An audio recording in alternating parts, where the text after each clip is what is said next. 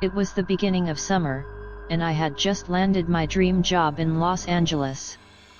The only problem was that I had to drive there from Boston. I figured I would make the best of it by turning the cross-country drive into a bit of an adventure.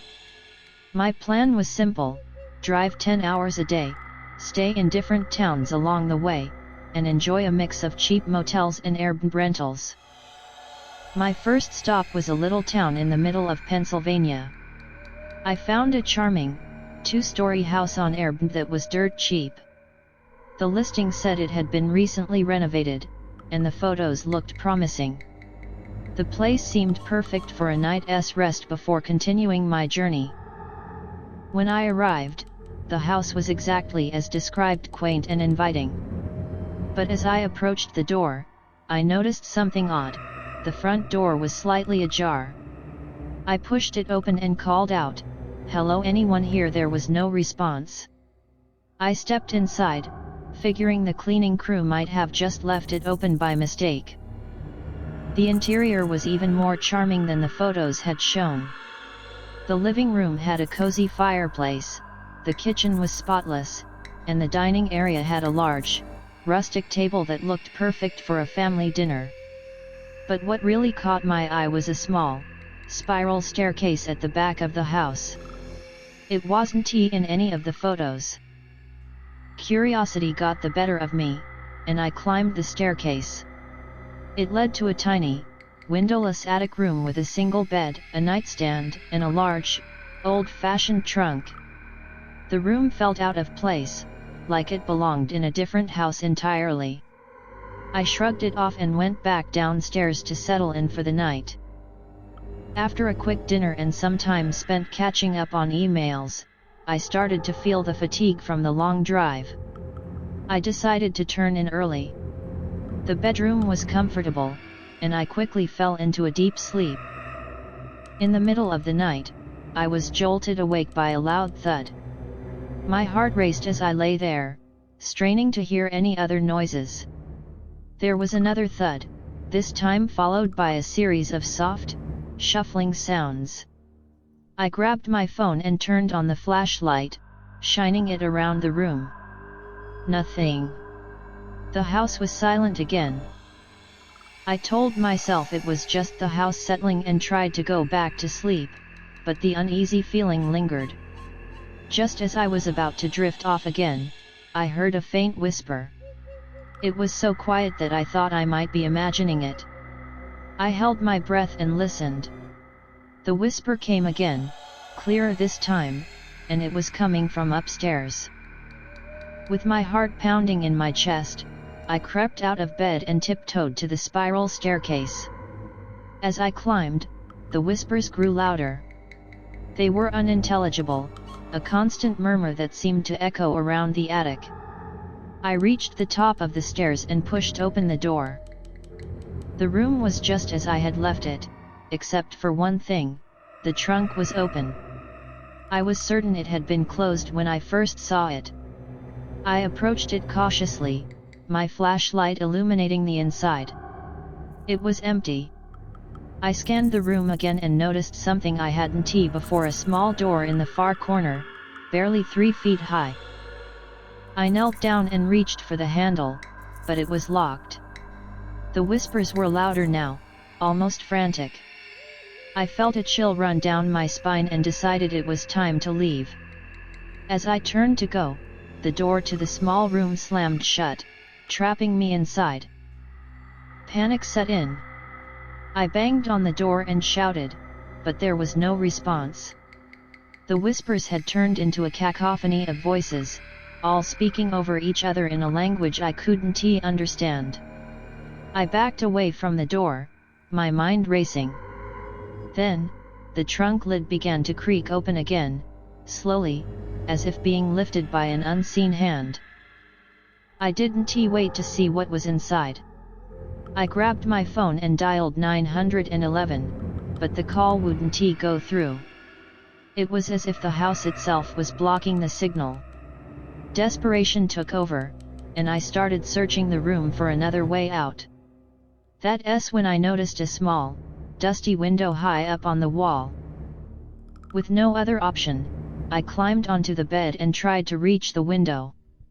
It was just out of reach. I found an old chair in the corner and stood on it, managing to push the window open. Cold air rushed in, along with the sounds of the night crickets, the distant hoot of an owl, the rustling of leaves. I squeezed through the narrow opening and dropped to the ground outside. I ran to my car, parked in the driveway, and drove away as fast as I could. As I looked back, I saw a figure standing in the attic window, watching me leave. The house receded into the darkness, and I didn't stop driving until I reached the next town. I found a 24-hour diner and sat there, nursing a cup of coffee and trying to make sense of what had happened. My phone buzzed with a notification, a message from the Airbnb host. It simply said, "Did you find what you were looking for?" I didn't reply. I didn't want to know what they meant. All I knew was that I would never set foot in that house again.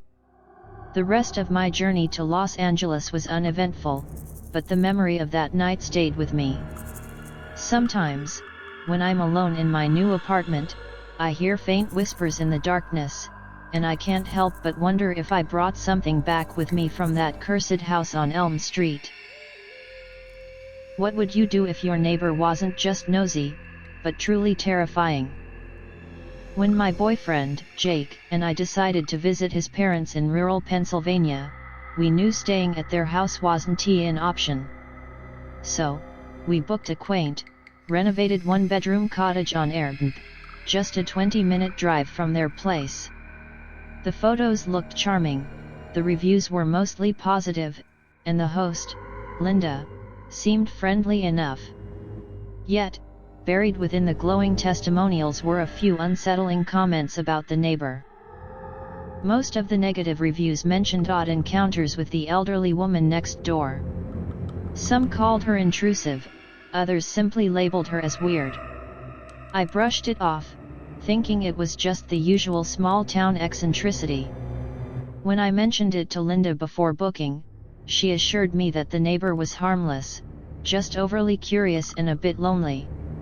She promised to inform the neighbor about our stay and described us, hoping to ease any potential awkwardness. The first day went smoothly. We arrived in the afternoon, met Linda, who handed us the keys and the code to the front door. The cottage was exactly as described, cozy, modern, and clean. After settling in, we headed to Jake's parents' house for dinner. I might have had a bit too much wine dealing with Jake's overly chatty mother. By the time we decided to leave, it was already past 10 p.m. Driving back through the quiet, dark roads, I felt a strange mix of excitement and unease. The cottage was a perfect retreat, but something about those reviews nagged at the back of my mind. As we pulled into the gravel driveway, I noticed a light in the window of the neighboring house, its curtain slightly ajar. There, behind the thin fabric, was a small figure peering out at us. My skin prickled with an inexplicable sense of dread. Who just stands there, staring like that? Jake cut the engine, and I glanced up again. The figure was still there, eyes fixed on us, as if waiting. I could now make out more details: wild, unkempt brown hair, wide eyes, and a wrinkled face twisted in an expression of pure rage. She looked like she hadn't slept in days. "We should hurry inside," I whispered to Jake, who looked up and saw her too. "Yeah, that's unsettling," he replied, trying to stay calm. We grabbed our things and hurried to the front door. Just as we were about to enter, I glanced back and saw her again, now standing in her doorway, silently watching us. My heart raced as we fumbled with the lock and keypad.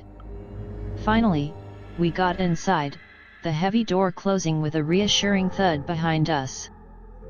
"What the hell was that?" Jake muttered, locking the door. "I don't know, but she creeps me out," I replied, still feeling her gaze lingering on me. Let us just get some rest. The rest of the evening was uneventful, though I couldn't shake the feeling of being watched. Around 3 a.m., I woke up to the sound of faint tapping.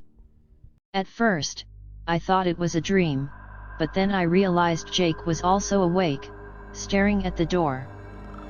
"Do you hear that?" he whispered. I nodded. The tapping continued for another minute before stopping abruptly. I checked my phone. 4 a.m.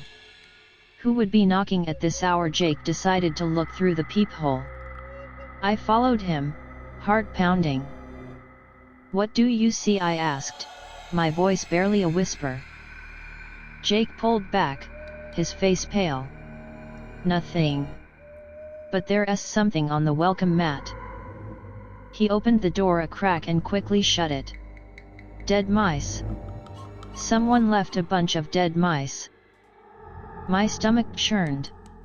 "We need to tell Linda," I said, trying to steady my voice.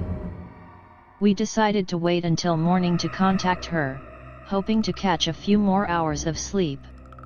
But the image of those mutilated mice haunted me. By dawn, I had given up on sleep. I got up, made coffee, and tried to shake off the night's events. As I stood by the kitchen window, I saw her again. The neighbor was in the parking area, staring intensely at our car, muttering to herself. Her focus was unnerving. Jake joined me just as a blood-curdling scream pierced the morning silence. We both jumped and looked outside. The woman was banging her head against our car's driver's side window, screaming incoherently. Her voice was raw and filled with a manic desperation. "Oh my God, what is she doing?" I grabbed my phone and started recording, just in case. Jake called the police and then Linda. "This has gone too far," he said, his voice shaking. When the police arrived, the woman was lying on the ground, breathing heavily. They approached her cautiously, and it took several minutes of gentle coaxing before she finally complied. As they escorted her to the police car, she turned to us, her eyes wild and filled with a strange mixture of fear and rage. Linda arrived shortly after, looking mortified. "I'm so sorry," she kept repeating. She's never acted like this before.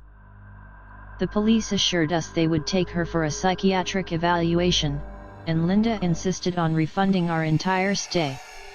We packed our things quickly, eager to leave that place behind.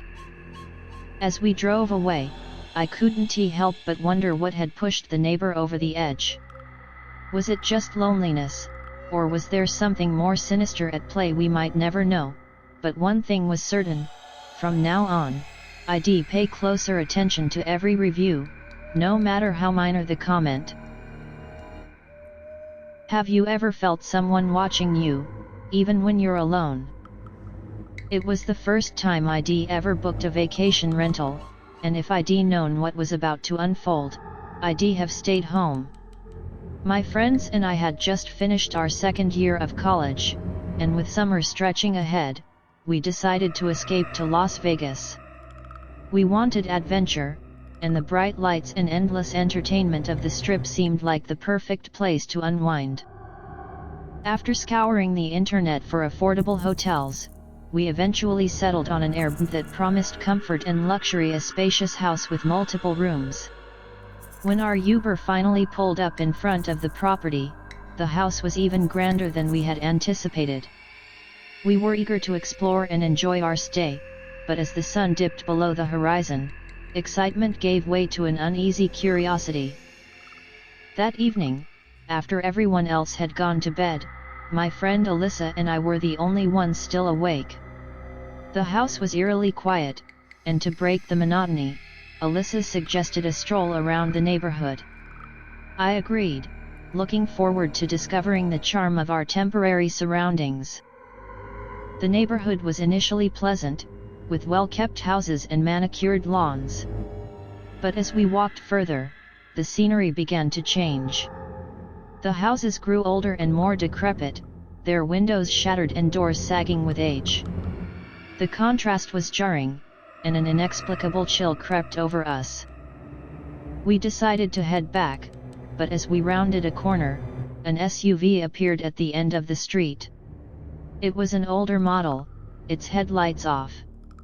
The vehicle moved slowly, and a shiver ran down my spine as it approached us. It came to a stop beside us, and the window rolled down to reveal an elderly woman with a wide, unsettling grin. "You two make such a lovely couple," she said in a voice that was both too cheerful and too flat. Her movements were jerky, and something about her smile made my skin crawl. I managed a polite thank you, hoping the encounter would end there, and was relieved when she drove off. We quickened our pace, eager to return to the safety of our Airbnb. However, as we reached the driveway, the SUV reappeared, this time parking directly in front of the house. The woman was just sitting there, staring at us with an expressionless face. Alyssa hurried inside, and I followed, slamming the door shut behind us. We locked every door and window, and my heart pounded in my chest. The next morning, we recounted the unsettling encounter to our other friends. They were equally disturbed. We decided to inform the Airbnb host about the incident and asked if we could check out early. Fortunately, the host agreed, and we planned to spend the day exploring the city before leaving. Our day in Las Vegas was filled with laughter and excitement, a temporary distraction from the previous night's events. As evening approached, we prepared to call an Uber back to the house, our unease creeping back. My phone buzzed with a message from the Airbnb host. "Is this the woman from last night?" Attached was a screenshot from the doorbell camera, showing the elderly woman standing right outside the house. I showed the image to my friends, and fear gripped us anew. We decided to have the Uber drop us off at a hotel several blocks away, and the host called the police. An agonizing 45 minutes later, the host called to inform us that the house was secure, but the police had not found the woman. We returned to the house, packing frantically. The night passed in anxious silence, and none of us slept well. We left for the airport at dawn, the memory of the previous night lingering like a ghost. To this day, I can't shake the feeling of being watched, nor the terror of imagining what might have happened if the host hadn't had that doorbell camera. The thought of spending another night there alone, with no one to watch the watchers, is a nightmare I'd rather not revisit. As I reflect on that experience, one thing is clear: always be cautious of your surroundings, and never underestimate the shadows that might lurk beyond your comfort zone.